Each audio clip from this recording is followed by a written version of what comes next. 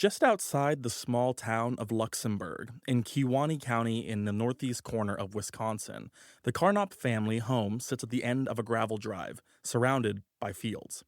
This is dairy country, gently rolling land shaped by glaciers and threaded with small rivers and streams running east towards Lake Michigan. Kewaunee County has 97 cows per square mile, the highest concentration in the state. 105,000 cows and 20,000 people, 5 cows for every person. Arlen Carnop's great-grandfather was the first in the family to own this piece of land. 4 generations of Carnops have lived and raised children here since.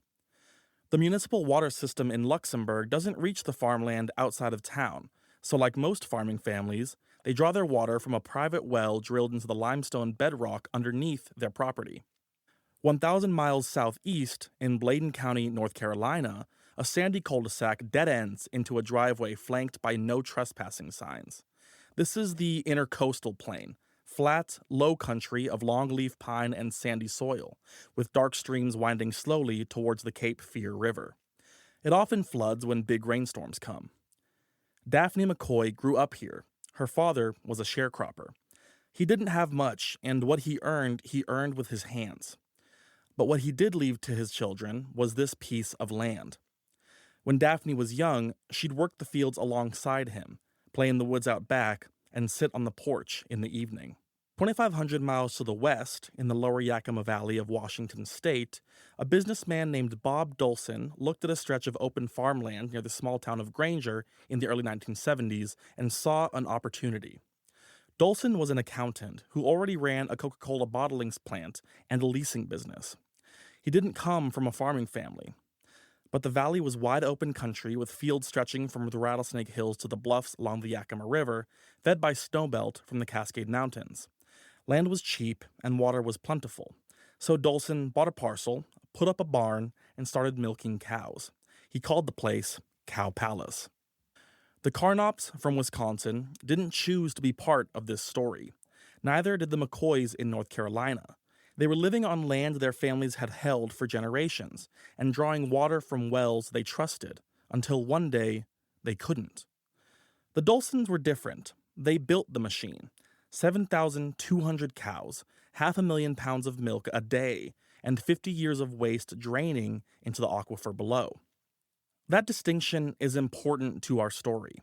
Most stories about CAFOs, we'll explain what that means in a moment, are told from the perspective of the community whose water and air got contaminated, not from the perspective of the people who caused the contamination. This story is told from both. We're structuring the story this way because the system that allows factory farms to poison water and air doesn't work without the people willing to run them, regulators willing to permit them, and politicians willing to protect them.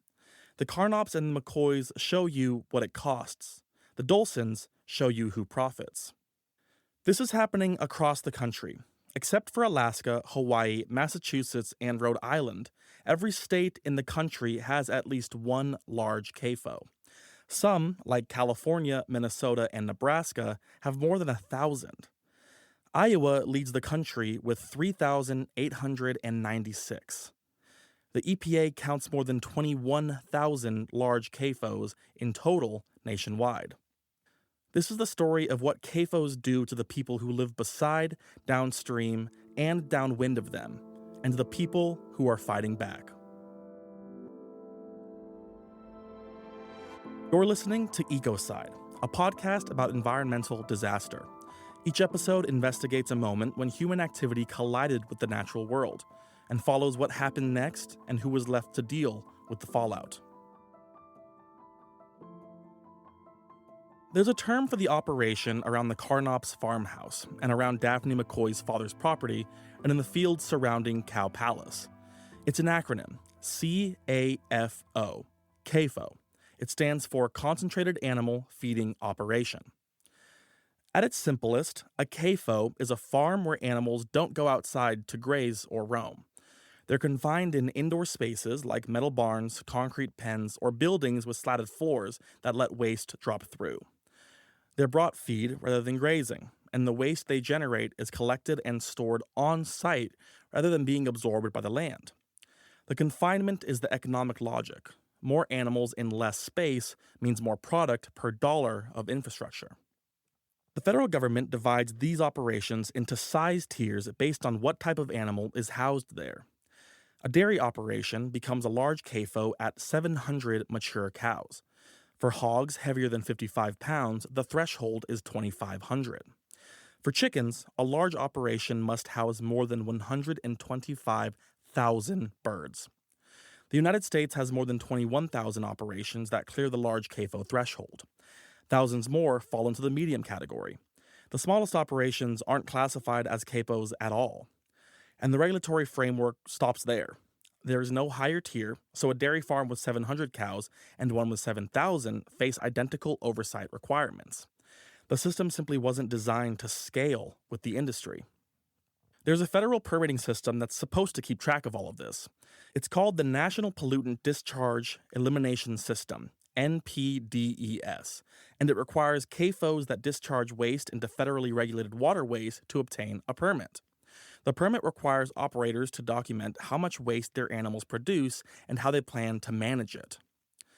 It's the primary tool the federal government has for monitoring what goes into the ground and water around these operations. Those permits cover about 30% of the country's large CAFOs. The other 70% operate without one. To understand why, you have to know that the permit requires proof of an actual discharge into a waterway.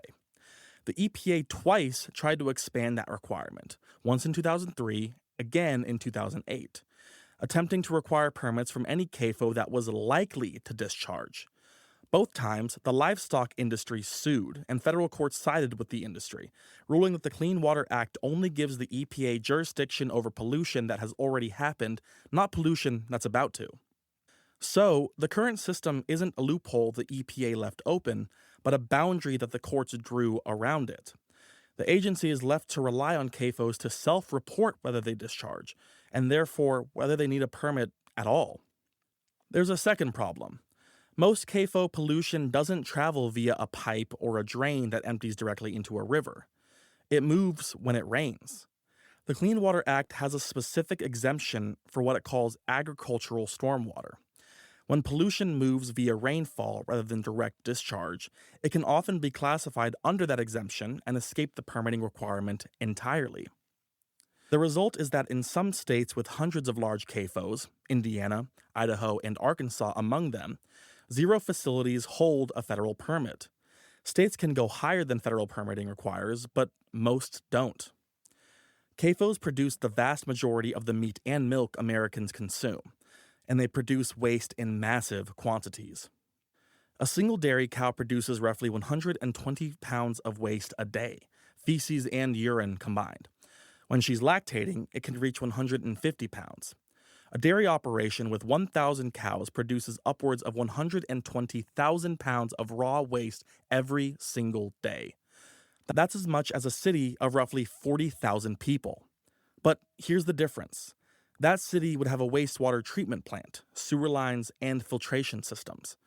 CAFOs don't have any of that. Instead, they have lagoons. That's the industry's word for it. A lagoon is a massive uncovered pit, sometimes the size of several football fields, dug into the earth and lined with compacted clay, into which millions of pounds of animal waste are flushed, piped, or drained from the barns above. The waste sits in the pit and is broken down by bacteria. What's left is a slurry of liquefied waste. Some good nutrients, like nitrogen and phosphorus, but also pathogens like E. coli, salmonella, and cryptosporidium, antibiotics fed to animals to prevent disease in close quarters, and heavy metals from feed additives. Some of it gets pumped back into the barns to flush the next round of waste through. The rest gets sprayed onto surrounding fields, where it's supposed to be absorbed by the soil as a fertilizer. When the soil can absorb it, that's what happens. When it can't, when the ground is frozen or already saturated, or when operators spray in wet or windy weather, it runs off into the nearest waterway or seeps down into the groundwater below. How fast it gets there depends on the geology. In places with what scientists call karst topography, bedrock that is fractured, cracked, or porous, Liquid waste can travel from the surface down to the water table in a matter of hours.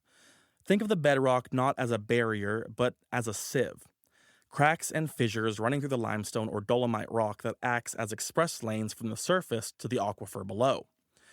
In karst terrain, when manure is spread on a field, there's no slow filtration through layers of soil. The waste drops straight down.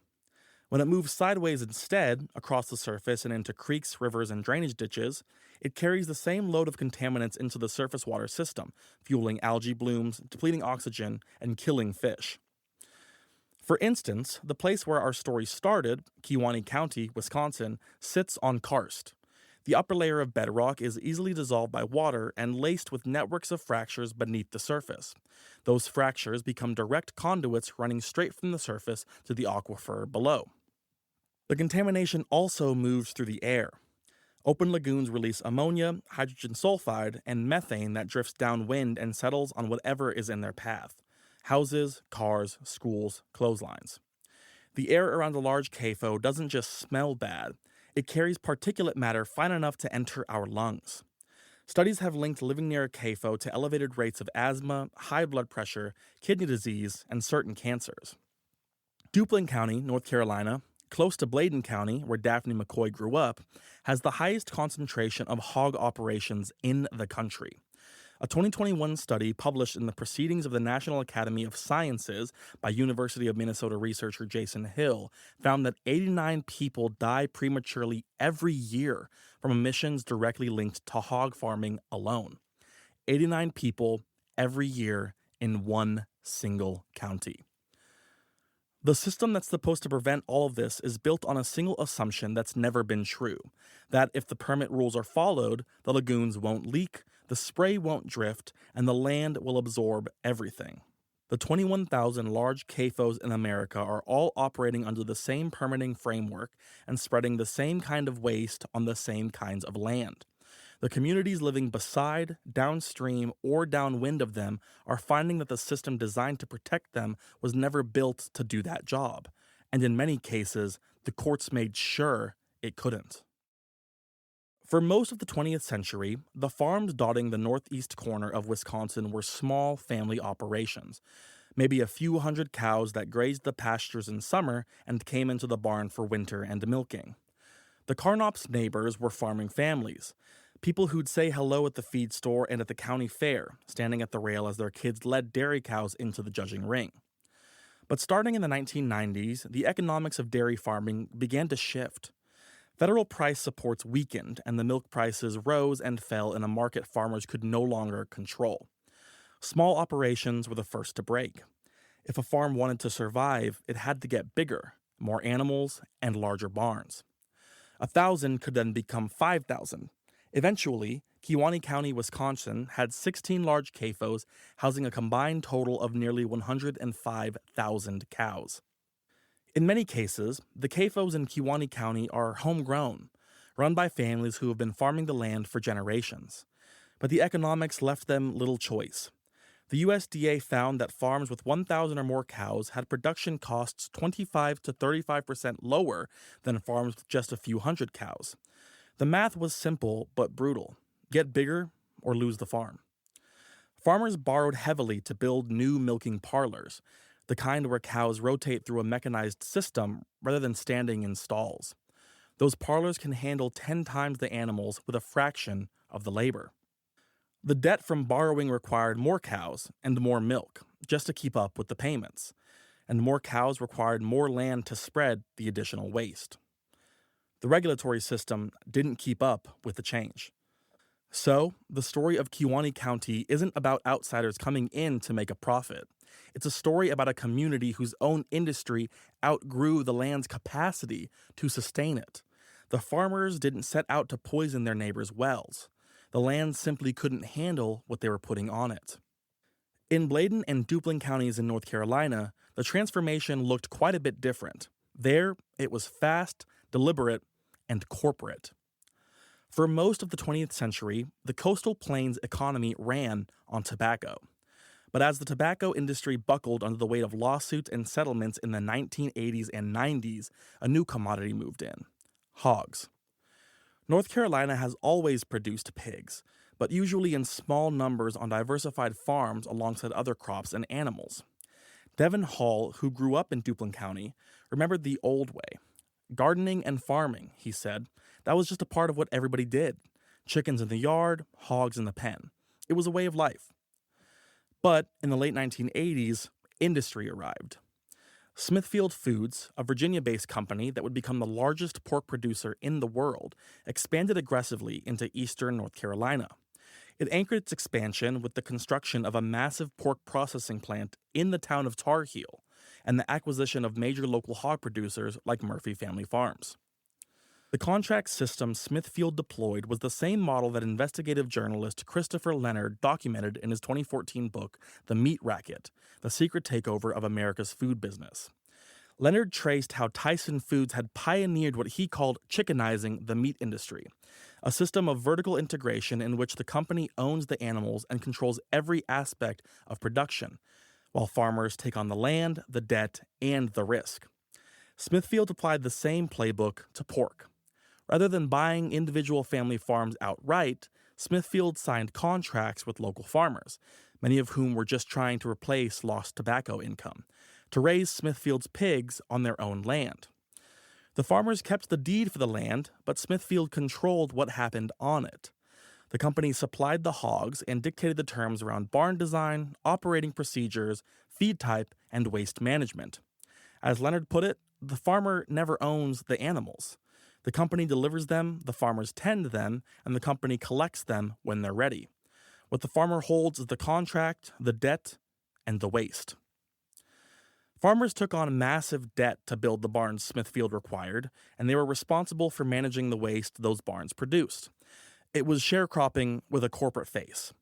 The farmers nominally owned the land and the debt, while Smithfield owned the relationship with the market. Then, Smithfield kept the margin. By 2020, contract hog farmers were earning less than 19 cents for every dollar a consumer spent on pork, and the National Farmers Union estimated they were losing 53 cents per pound once their costs were factored in. Meanwhile, Smithfield's profits hit record highs. The growth was explosive. In 1987, North Carolina had roughly 6,900 hog farms raising about 2.5 million pigs. By the late 1990s, the number of farms had been cut by two-thirds to around 2,300, but the number of pigs had quadrupled to 10 million. That meant that animals were concentrated into fewer, larger operations, most of them clustered in the flat, low-lying counties of the coastal plain. Duplin County alone eventually housed 2.3 million hogs, nearly 40 of them for every person in the county. The geography of that concentration wasn't random.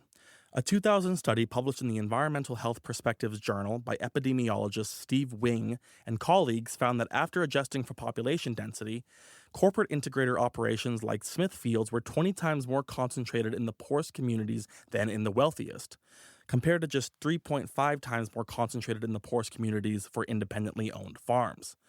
The same study found that minority communities were roughly 5 times as likely as predominantly white communities to have those operations in their immediate area, even after controlling for rurality.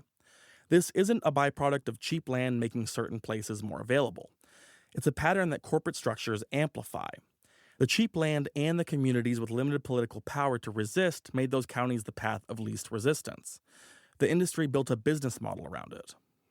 In the Lower Yakima Valley in Washington state, Bob Dolson's cow palace eventually grew to 7,200 cows, producing more than 500,000 pounds of grade A milk every day. But the Dolsons weren't alone. Starting in the 1970s, dairy families began arriving from California, fleeing tightening environmental regulations and rising land prices in places like the Chino and San Joaquin valleys. They came because the math worked. Land was cheap, water was abundant, and Washington state issued permits for new dairy operations without requiring groundwater monitoring. The waste lagoons were considered adequate. Together, the cluster of mega dairies in the Yakima Valley, including Cow Palace, housed more than 30,000 animals. Before the dairies arrived, the valley's irrigation return drains supported trout populations. Return drains are artificial channels that carry excess water from farm fields back towards the Yakima River. Once the dairies moved in, some of these drains became conduits for waste. CAFO operators pumped liquid manure from their lagoons directly into the drains, or let it flow into the drains when lagoons overflowed. The trout disappeared, and the channels that had been fish habitat filled up with bacteria. In Wisconsin, the contamination came from family farms that grew too large. In North Carolina, it came from a corporate system that moved into the state's poorest counties. And in Washington, it came from entrepreneurs who saw cheap land, cheap water, and few rules. The people who would end up paying the price had no choice in any of it. In Kewaunee County, the first sign that something was wrong came 4 days too late. In early March 2004, Stall Farms, a dairy operation in the town of Luxembourg, spread tens of thousands of gallons of liquid manure on a frozen field across the street from the Tremmel family's home without informing them. Wisconsin's Department of Natural Resources, the state agency responsible for regulating water quality and environmental protection, had given the farm permission to spread the waste after the lagoon reached its capacity. The ground was frozen solid, so the manure couldn't soak in. Instead, it ran off the frozen field, into a roadside ditch, and into a tributary of School Creek nearby. From there, it reached the Tremmel's well. 4 days later, Judy Tremmel turned on her kitchen tap, and outflowed brown water that smelled like manure. She stopped using the water immediately, but the damage was already done. During those 4 days, the family had used the water for everything: drinking, cooking, and bathing their children. The contamination had reached the well before the color changed. By the time Judy saw what was coming out of the tap, every member of the household was sick. The worst was Samantha, the Tremmel's 6-month-old daughter. Late that night, she was rushed to the emergency room violently ill with vomiting and diarrhea. When the county tested the well, the results were shocking. The federal standard for E. coli in drinking water is 0, meaning that any presence is a hazard. The Tremmel well wasn't barely over the line, it was contaminated to a degree that would have shut down any public beach in the state. The county told the Tremmels to shut off the water and get out of the house. It was the case that turned contamination from one family's private nightmare into a public fight. When Nancy Utesh arrived in Kewaunee County later that year and learned what had happened to the Tremmels, she founded Kewaunee Cares, a citizens group that would spend the next 2 decades demanding the state treat the county's water crisis as a systemic failure, not a series of isolated accidents. We'll get back to Nancy shortly. When the contamination that sickened the Tremmels was traced back to Stall Farms field, the DNR insisted the spreading hadn't violated the farm's permit. The state attorney general's office disagreed. It filed a lawsuit against Stall Farms for violating its discharge permit. 2 agencies within the same state government looked at the same event and reached opposite conclusions. One said the rules were followed, the other said they were broken. The settlement required Stall to pay up to $100,000 in forfeitures. The farm's insurer paid the Tremmels $80,000 in civil damages. Judy Tremmel said she'd hoped the DNR would use their case to prevent future contamination. That didn't happen. The family moved to nearby Green Bay, but the problems they left behind continued to get worse. In the years after the Tremmels left, testing revealed the scale of what Kewaunee County was dealing with. 34% of the wells sampled in the county showed unsafe levels of coliform, E. coli, or nitrate. A county board member, alarmed by test results from his own well, spent $10,000 to drill a new, deeper well in 2013. By 2015, that well was contaminated too, this time with 4 bovine viruses and elevated nitrate. The Algoma School District set up a free clean water kiosk outside the high school for families whose wells had failed. More on the health impacts to humans of consuming these contaminants later. The Carnop's well was among those that tested positive. They stopped drinking the water and cooking with it, warned visitors not to use the tap, and were afraid to let their grandchildren play in the yard, because the contamination was in the soil too. In Bladen County, North Carolina, where Daphne McCoy's family had lived for generations, and in county after county across the coastal plain, the hog waste from Smithfield's contract farms drains into open-air lagoons. The bacteria that break down the waste turn the liquid pink. From the air, these lagoons look like enormous swimming pools filled with Pepto-Bismol. There are more than 3,000 of them in North Carolina. The disposal method is spraying. farmers pump the untreated liquid waste from these lagoons through irrigation systems that shoot it across croplands at hundreds of gallons per minute, where it's supposed to act as fertilizer, absorbed by the soil and whatever's growing there. In theory, the nutrients feed the crops. In reality, the land can only absorb so much. The rest goes wherever the wind takes it, onto the porches, rooftops, cars, and clotheslines of every family within range. Elsie Herring knew this better than most. Herring had been raised in Duplin County on land her family had owned since 1891, bought by her grandfather a generation removed from slavery. She'd left for a career in banking, and when she returned home in the 1990s to care for her aging mother, she found that the farm next door had been converted to an industrial hog operation. The spray from the neighboring fields drifted onto her mother's house like rain.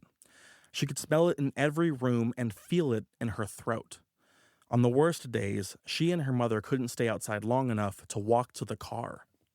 Devin Hall, a few miles away in Warsaw, watched the same transformation from a different angle. Hall had grown up in Duplin County when it was still a place of small farms and family gardens. He'd seen the hog operations multiply through the 1990s and 2000s and watched his neighbors' quality of life collapse alongside the air quality. The family gatherings that had once defined rural life in Duplin were gone. The smell wasn't just unpleasant. The gases released by the lagoons and spray operations, ammonia, hydrogen sulfide, and methane, were dangerous.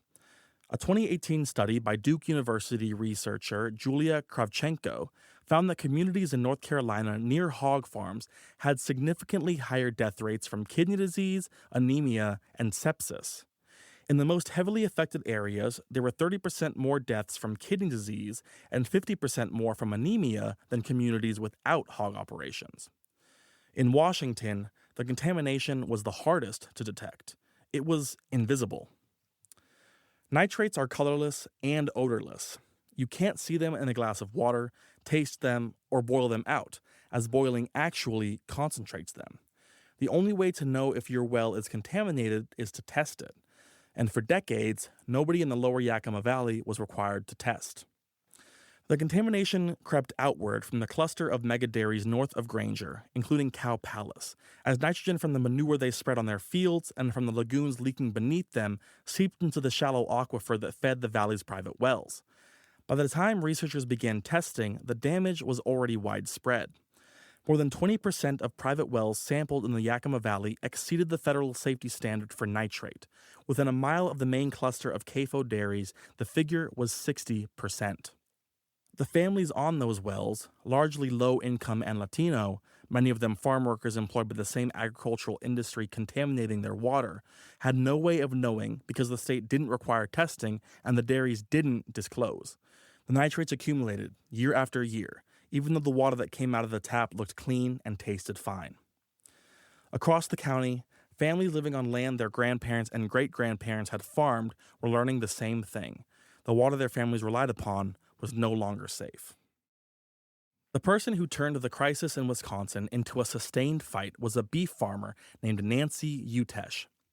Nancy and her husband Lynn, a Navy veteran, had moved to Kewaunee County and established a 150-acre grass-fed beef operation that was the opposite of everything the county's CAFOs represented.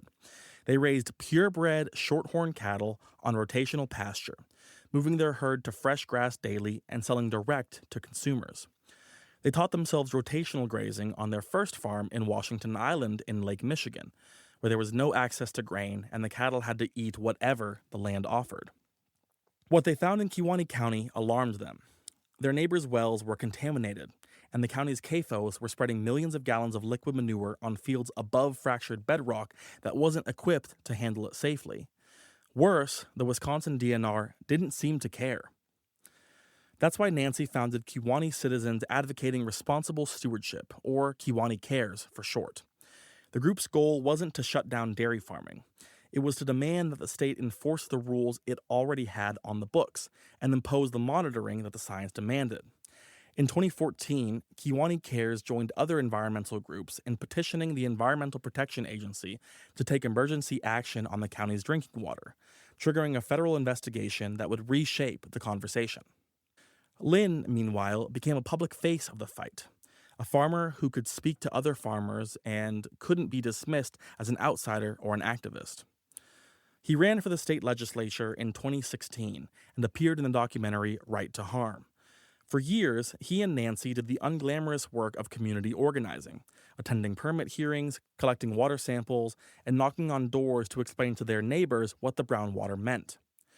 In North Carolina, the fight began the same year the Utesh family arrived in Kewaunee, but it came from a very different place. In 2002, Devin Hall and his wife, Dothula, founded the Rural Empowerment Association for Community Help, REACH for short, in Warsaw, North Carolina. They didn't start with hog farms, but instead by setting up English as a second language classes for the Latino community and emergency relief for families in need. REACH, at first, was a community organization, not an environmental one. The environmental activism came later. In 2004, Hall connected with Dr. Steve Wing and the North Carolina Environmental Justice Network. Together, they conducted the first systematic scientific effort to document the health impacts of living near a hog CAFO. Around the same time, Elsie Herring began what would become a decades-long campaign. She wrote letters to everyone she could think of: the sheriff, state regulators, the governor, the attorney general, state lawmakers, and the U.S. Department of Justice. For years, nothing changed, and the hog operation next to her family's land kept spraying liquid manure. But Herring kept telling her story to journalists, congressional committees, and anyone else who would listen. She became the public face of a community that had been invisible. And in New Bern, North Carolina, a retired Marine colonel and attorney named Rick Dove had moved to the Neuse River with a simple plan: to spend his days as a commercial fisherman. What he found when he got on the water was a dying river. Massive fish kills and fish covered with open lesions. When he touched the water, it made his skin erupt in sores. He read about the riverkeeper movement in a local newspaper and decided to become one. A riverkeeper is a professionally trained waterway advocate with the legal standing to sue polluters directly, a citizen enforcer for a specific river, empowered under the Clean Water Act to take action when regulators won't. The model had started on the Hudson River in the 1960s and spread from there. He traced the contamination upstream to the hog operations draining into the Neuse watershed, and in 1993, he became the Neuse's first riverkeeper. Dove organized a network of volunteer pilots who flew over eastern North Carolina to document what couldn't be seen from the ground: lagoon breaches, illegal discharges, and spray operations seen drifting across property lines. Over 30 years, Dave logged more than 3,000 flight hours over North Carolina's hog country, building a visual record of the population that the state regulators wouldn't. In Washington state, the fight started in the courtrooms. The Community Association for Restoration of the Environment, CARE for short, brought the first citizen enforcements against Yakima Valley dairies in the late 1990s, using the Federal Clean Water Act and the Resource Conservation and Recovery Act. A decade later, Gene Mendoza took a different approach. Mendoza founded Friends of Toppenish Creek in 2008, after a large CAFO sought to relocate near a wildlife refuge by Toppenish Creek. She focused on the fact that more than 70% of the Lower Yakima Valley's population was Latino, that the state hadn't translated a single document about its CAFO permitting into Spanish, and that the communities most affected by the contamination were the ones least able to participate in the regulatory process. Mendoza filed a complaint against the Yakima Regional Clean Air Agency for failing to engage Spanish-speaking residents. She identified the inequity at the heart of the valley's dairy system with a precision that no lawsuit could match. The Yakima Valley sits on two layers of groundwater, a shallow aquifer close to the surface and a deeper one below it.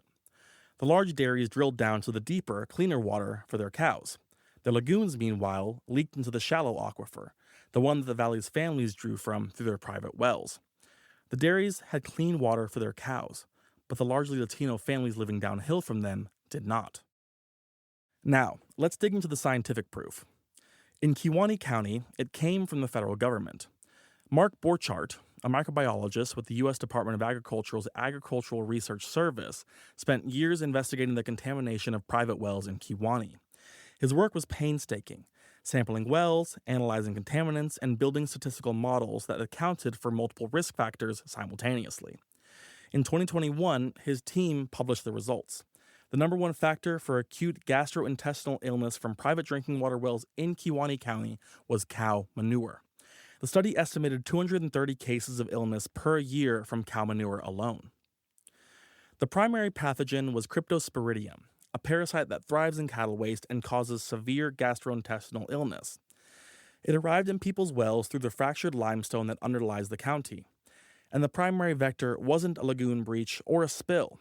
It was routine manure spreading on the fields above, exactly as permitted year after year. One of the study's findings was around the nutrient management plans that were supposed to reduce contamination from agricultural operations. Those plans tell farmers how much waste they can spread on a given field and when. They're the regulatory tool meant to prevent over-application. Borchardt's team found that the more fields surrounding a well that had approved nutrient management plans in place, the greater the likelihood that the well's nitrate levels exceeded the federal standard. The assumption that a nutrient management plan means contamination is being managed, Borchardt told researchers, turned out not to be true. What the plans may actually do is formalize and increase the total amount of waste applied to land that can't absorb it. In eastern North Carolina, the proof came from a man who'd spent his career challenging powerful institutions. Steve Wing, who you'll remember as the epidemiologist who showed the corporate farms disproportionately chose poor communities to set up shop, was born in New Orleans on October 3, 1952. As a child, he was moved by the funeral parades he witnessed at an African-American church near his family's home. The music and the racial inequities he observed made a deep impression that shaped a lifelong love of jazz and a commitment to social justice that never left him. His family moved to North Carolina when he was 12. He attended Vassar College in New York, where he met his wife Betsy. They returned to North Carolina and built a home in rural Chatham County, where they raised 2 daughters alongside dogs, chickens, goats, and a donkey. Wing made his name in epidemiology by studying workers at the Oak Ridge National Laboratory in Tennessee, where he found that radiation exposure was linked to cancer mortality, a finding that government officials intensely disputed but that Wing reported anyways. He later re-examined the 3 Mile Island nuclear accident and concluded that it had, in fact, increased cancer rates in nearby communities, contradicting official assessments. In the 1990s, Wing turned to hog farms. He began attending meetings to understand what the CAFOs were doing to people's health. What he found was damning. His studies documented elevated rates of headaches, respiratory symptoms, nausea, and diarrhea amongst residents living near hog operations. He showed that the health impacts fell hardest on communities of color.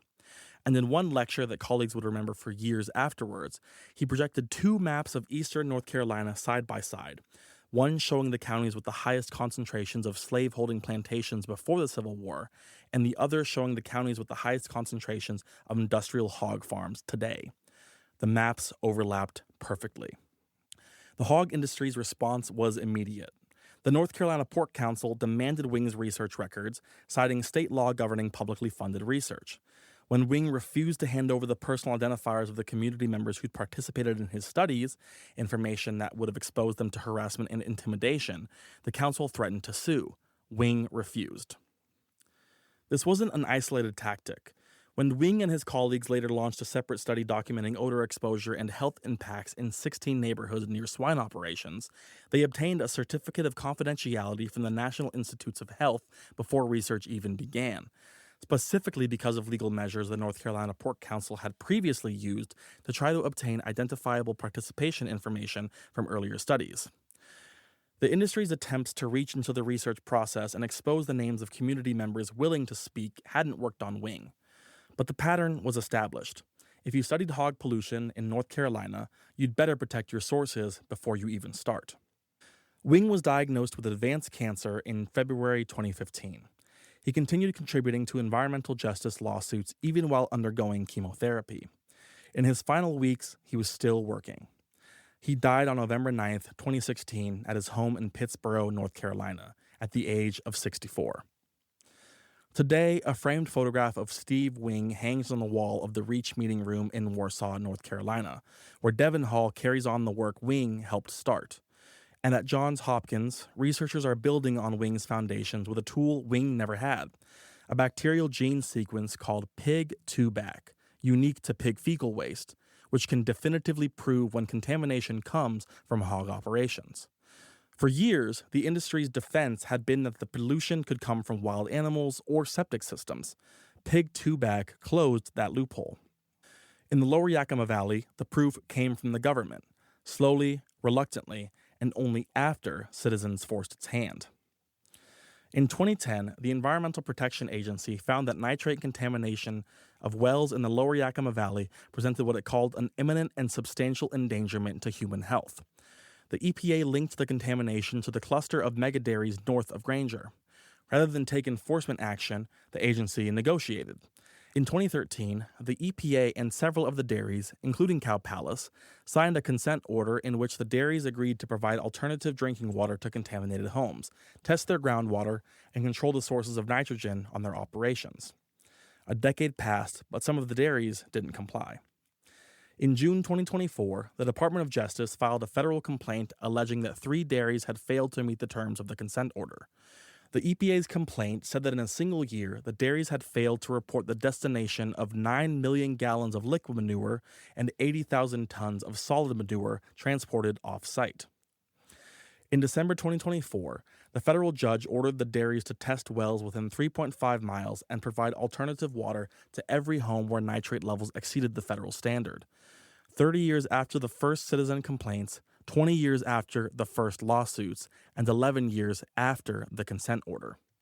In Wisconsin, in North Carolina, and in Washington, the contamination had been proven for years.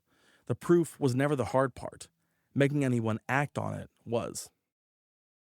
On April 26, 2018, in a federal courtroom in Raleigh, North Carolina, a 14-year-old honor student named Alexandria McCoy took the witness stand. She'd traveled 90 miles from Bladen County, the place where her mother Daphne grew up, whose family land we visited at the start of this episode, to testify against the world's largest pork producer, Smithfield. Her mother and her brother were co-plaintiffs. Their family lived on the sandy cul-de-sac where, in the mid-1990s, a local farmer had built a dozen swine houses and 3 waste lagoons under a Smithfield contract. The farmer hadn't wanted to build there. He'd wanted to use a piece of family land farther from the homes. But Smithfield directed him to a different location, one closer to the families who would eventually sue. Before long, the operation housed more than 14,000 hogs on nearly 300 acres. McCoy told the jury about the things she couldn't do: practice her flute outdoors, ride her bike, sit on her grandmother's porch, and read. She described inviting a classmate over and getting off the school bus to an overwhelming stench. Her friend asked where the smell was coming from. Other children on the bus covered their faces with their shirts as they passed. McCoy's mother, Daphne, testified too. She told the jury about the land her sharecropper father had left the family. She said it used to be quiet and the air was fresh. You could spend all day on the porch or under a tree. Nobody does that anymore. She said she wanted the jury to understand how helpless she felt as a mother when her children came home and told her what the other kids said about their house, that it smelled like a trash dump. The McCoys were among roughly 500 plaintiffs in the Smithfield nuisance cases, an account reconstructed in detail by author and attorney Corbin Addison in his 2022 book Wastelands, the true story of farm country on trial. Addison describes how, for years, affected families struggled to find legal representation at all. Most North Carolina lawyers refused to take these cases outright. One who had tried years earlier told of being nearly bankrupted in the attempt. The complaint finally landed at Wallace and Graham, a firm in Salisbury, North Carolina, run by Mona Lisa Wallace and Bill Graham. Wallace, who had broken the gender barrier in her small southern town and built a career representing clients against corporate defendants, teamed with trial attorney Mike Kasky to develop the litigation strategy. Rather than suing the contract farmers directly, they targeted Murphy Brown Farms, Smithfield's subsidiary, and filed in federal court since Smithfield itself was headquartered in Virginia. This kept the cases out of the state court system where the hog industry's political connections were deepest. The jury deliberated and returned its verdict. 10 plaintiffs were awarded $75,000 each in compensatory damages and $5 million each in punitive damages, for a combined judgment of $50.75 million. North Carolina's punitive damages cap reduced the total to $3.25 million. But the verdict wasn't about the dollar amount. It was about the finding. Smithfield had created a nuisance that invaded its neighbors' right to enjoy their own property. It was the first of 5 trials, and all 5 went against Smithfield. Across the cases, juries awarded a combined total of nearly $550 million in damages.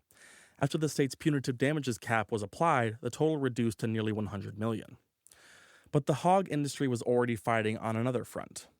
Before the trials were even over, the North Carolina General Assembly passed the Farm Act of 2018, rewriting the state's nuisance laws to make it nearly impossible for future plaintiffs to bring the same kind of suit. Governor Roy Cooper vetoed the bill, but the legislature overrode his veto. The door that allowed Alexandria McCoy to pursue civil damages was shut behind her. In Wisconsin, the legal fight was about authority. In 2012, when Kinnard Farms, a mega dairy in Kewaunee County housing more than 8,000 cows, sought to expand by adding a second site and more than 3,000 cows, neighbors challenged the permit. They argued that the Wisconsin Department of Natural Resources, the same agency that told Stahl Farms it was fine to spread manure on frozen ground, should require groundwater monitoring and an animal cap. An administrative law judge agreed. In 2014, the judge ordered the DNR to add the groundwater monitoring and animal cap. The DNR, under Republican Governor Scott Walker, initially moved to comply. Then, for reasons a circuit court judge would later call obscure, the agency reversed itself. It sought an opinion from the state attorney general and used that opinion to declare that it lacked the authority to impose the conditions the judge had ordered. So, in essence, the state's own environmental agency went to court to argue it couldn't protect the environment. The case climbed through the courts for 7 years. The Republican-controlled state legislature intervened on behalf of Kinnard Farms. Industry groups, the Wisconsin Dairy Alliance, the Farm Bureau, and the Wisconsin Manufacturers and Commerce filed briefs in support. In July 2021, the Wisconsin Supreme Court ruled 4-3 that the DNR did have the authority to impose both an animal cap and off-site groundwater monitoring. The community had won, but the fight wasn't over. Kinnard Farms reached a settlement that included groundwater monitoring and a commitment to install technology to eliminate liquid manure disposal on fields. Then, in 2025, the farm sued the DNR again, challenging the new permit conditions. Today, more than a decade after the original permit challenge, the legal battle over a single farm's waste continues. In Washington state, the legal story was even longer. In 2012, the EPA released a damning study. Every well downstream from a cluster of mega dairies in the Lower Yakima Valley was contaminated with nitrates, bovine antibiotics, and other pollutants. The Community Association for Restoration of the Environment, CARE, had long suspected it, but now they had proof. Working with the Center for Food Safety, they put 4 dairies on notice and, when nothing changed, took them to federal court. By 2015, they had won a landmark ruling establishing that the dairy's manure practices were illegal and a threat to public health. Friends of Toppenish Creek, the Center for Food Safety, and the Waterkeeper Alliance used that legal foundation to challenge the state's CAFO discharge permits before the Washington Court of Appeals. In 2021, the court threw the permits out, ruling they didn't adequately protect groundwater. The Department of Ecology rewrote the permits. Environmental groups challenged them again. The Pollution Controls Hearing Board threw them out a second time. The Department of Ecology rewrote them again, and they were challenged a third time. 3 decades of citizen complaints, more than a dozen Clean Water Act lawsuits, and the state's general CAFO permit struck down and rewritten 3 times. Still, in 2024, the EPA had to go to federal court to force 3 dairies to test their neighbors' wells. The 3 battles, in Wisconsin, North Carolina, and Washington, ended differently. In Wisconsin, the community won at the state Supreme Court. In North Carolina, the plaintiffs won 5 consecutive jury verdicts. In Washington, courts threw out the state's permit 3 times. On a surface level, the communities seemed to prevail, but there's more to the story. In Wisconsin, the dairy industry responded to the Supreme Court's ruling by suing to eliminate oversight altogether. In 2023, the Wisconsin Dairy Alliance and the Venture Dairy Cooperative filed a lawsuit arguing that CAFOs shouldn't have to apply for water pollution discharge permits at all. The suit targeted the only regulatory mechanism Wisconsin had to control manure contamination from large farms. The effort did not succeed in dismantling the permit system, which today remains in place as the primary tool for regulating pollution from CAFOs. But state regulations still allow manure lagoons to leak up to 500 gallons per acre per day. In North Carolina, the industry's response to the courtroom losses was legislative.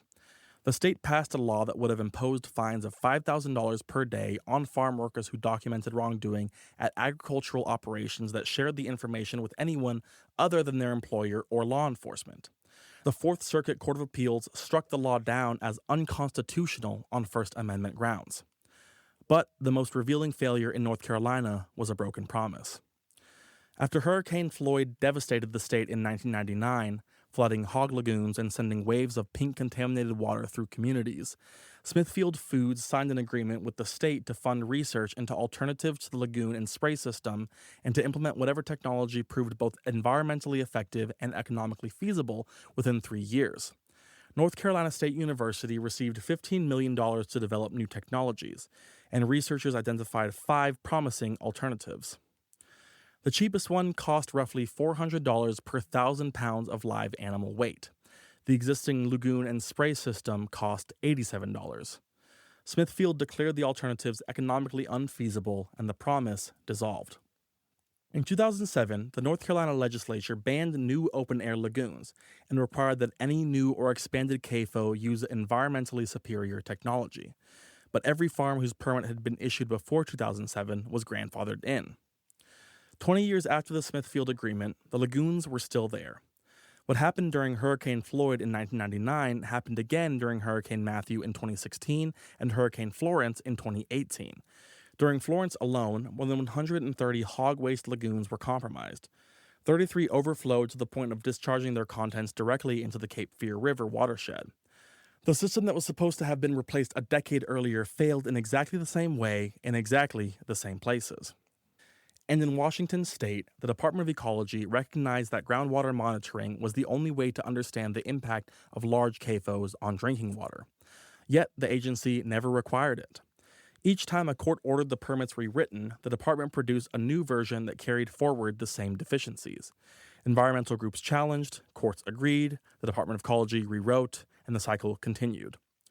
The people most affected, the Lower Valley's Latino families, were excluded from the process at every step. The Department of Ecology conducted an extensive stakeholder engagement process with the politically powerful dairy industry before releasing its draft permit. The communities downhill from the dairies, the ones whose wells were contaminated, weren't consulted until advocates demanded it. In all 3 states, the pattern was the same. The communities won their battles, the system absorbed the losses, and nothing fundamentally changed. And the communities in this episode aren't outliers.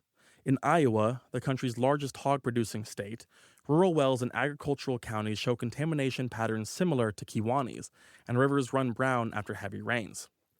In the Chesapeake Bay watershed, decades of poultry waste from operations under contract to major processors have contributed to one of the most significant water quality crises in the eastern United States.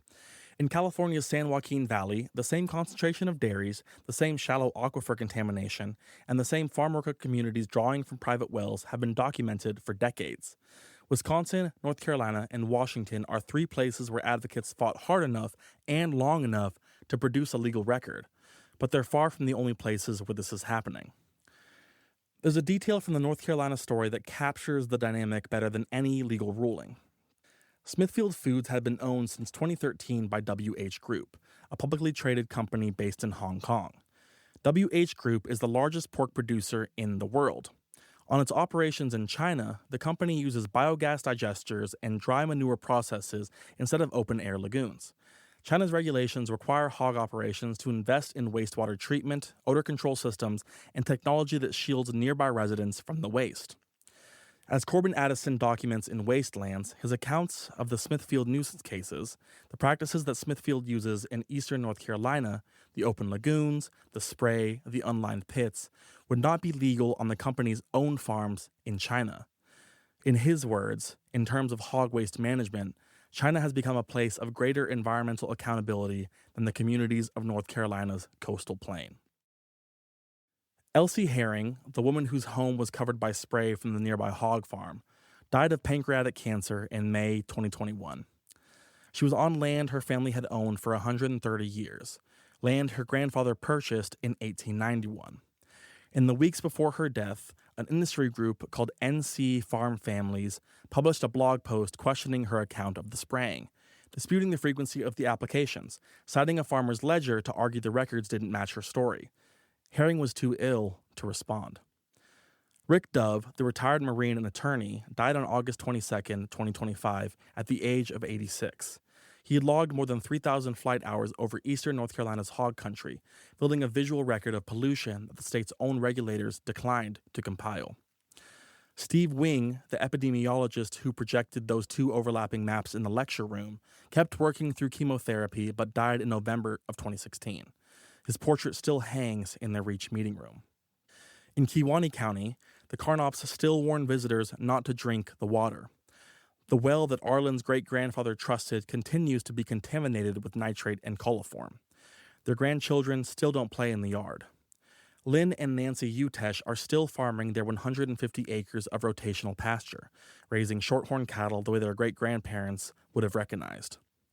And in the Lower Yakima Valley, Adam Dolson, the third-generation president of Cow Palace Dairy, announced that the operation was closing. Cow Palace had been in the Dolson family for more than 50 years, started by his grandfather Bob, built by his father, and managed for the last decade by Adam himself. When the EPA filed its 2024 lawsuit, Dolson saw no way forward.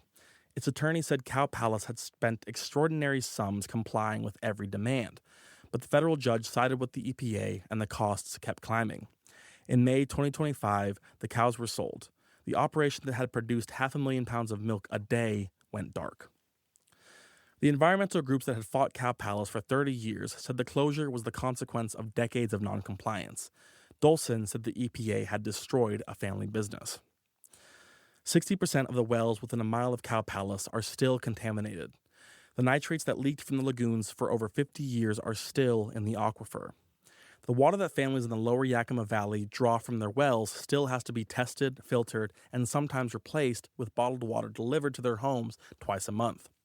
Cow Palace is gone, but the contamination it left behind isn't. In all three places, there was no single moment when it all went wrong, just a series of economic, political, and legal decisions that, over time, caused these outcomes.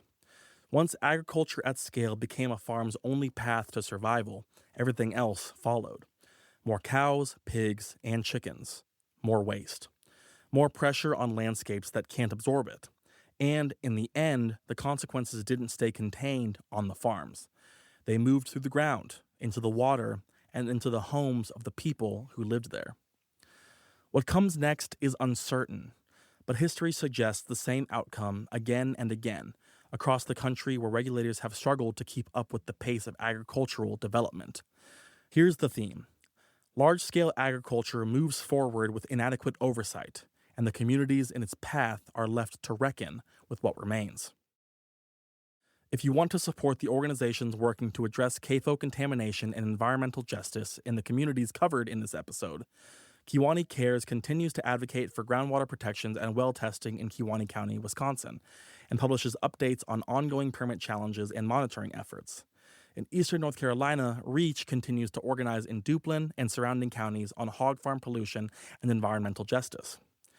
The North Carolina Environmental Justice Network, which Steve Wing helped found, works across the state on environmental racism and community health. Sound Rivers, which now manages the Neuse Riverkeeper program that Rick Dove began in 1993, monitors water quality on the Neuse River.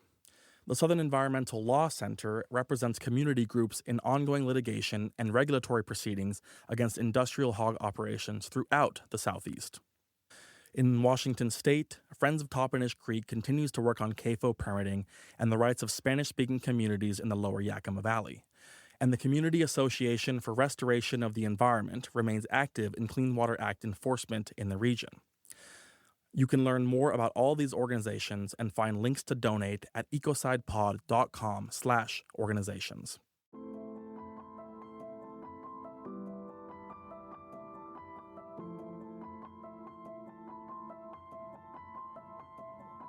Ecocide is an independent narrative podcast.